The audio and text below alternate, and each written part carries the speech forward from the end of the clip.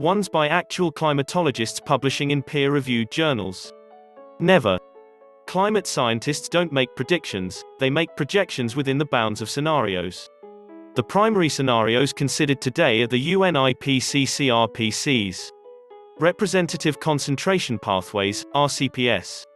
Scenarios that include time series of emissions and concentrations of the full suite of greenhouse gases, GHGs, and aerosols and chemically active gases, as well as land use, land cover, Moss et al., 2008.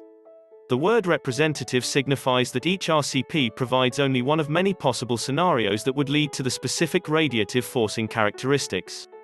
The term pathway emphasizes that not only the long-term concentration levels are of interest, but also the trajectory taken over time to reach that outcome, Moss et al., 2010. WGIII.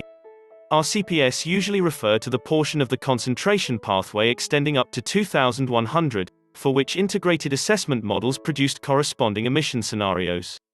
Extended concentration pathways, ECPs, describe extensions of the RCPS from 2100 to 2500 that were calculated using simple rules generated by stakeholder consultations, and do not represent fully consistent scenarios. 4 RCPS produced from integrated assessment models were selected from the published literature and are used in the 5th IPCC assessment as a basis for the climate predictions and projections presented in WGIAR 5 chapters 11 to 14. RCP 2.61 pathway where radiative forcing peaks at approximately 3 wm2 before 2100 and then declines, the corresponding ECP assuming constant emissions after 2100. RCP 4.5 and RCP 6.02 intermediate stabilization pathways in which radiative forcing is stabilized at approximately 4.5 wm2 and 6.0 wm2 after 2100, the corresponding ECPs assuming constant concentrations after 2150.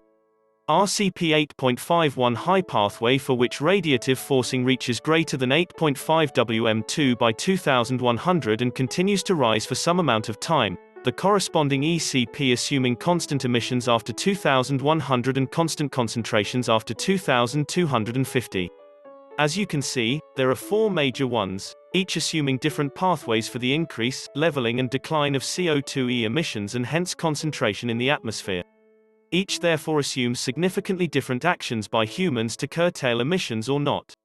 A major difference between a prediction and a projection is that instead of saying, this is going to happen, a projection says, given these preconditions, this is a likely outcome, and here's the probability of it. Climate scientists make projections, not predictions. But their projections are pretty damned accurate. These, by the way, are older models from 1970 to 2007, most of which are no longer in use having been superseded by better models. So these are old models, and their projections were pretty damn good. But that's been true since the beginning. Arrhenius calculations from the 1890s still stand the test of time. CO2 warming the atmosphere isn't rocket science. Most people, when they talk about this kind of thing, end up rattling on Gore's An Inconvenient Truth. They claim the non-scientist communicator and politicians' predictions in his documentary were wrong. Well, that's not true. Gore's assertions were strongly aligned with the scientific understanding of the day, and the projections contained were mostly accurate. I scored each of his major projections a couple of years ago based on the passage of time. Hurricanes, 90% ocean circulation, 80% conflict, 100% Arctic ice, 100% Antarctic ice, 90% sea level rise, 100% extreme temperatures, 100%. That's a scorecard the average parent would love to see brought home by their brightest child in basic subjects, never mind on something as complex and challenging as climate change. Right now, our experience is that the scientific literature and the UN IPCC summaries understated the degree and severity of climate change. Sea levels are rising faster. Extreme weather events are above projections. And the world hasn't done nearly enough to deal with this. Next time someone tells you climate change predictions have never been right, realize that they are a motivated thinker or a propagandist. Treat everything out of their mouths as suspect. And don't bother to engage. If people are spouting that kind of nonsense in 2021, they are irredeemable.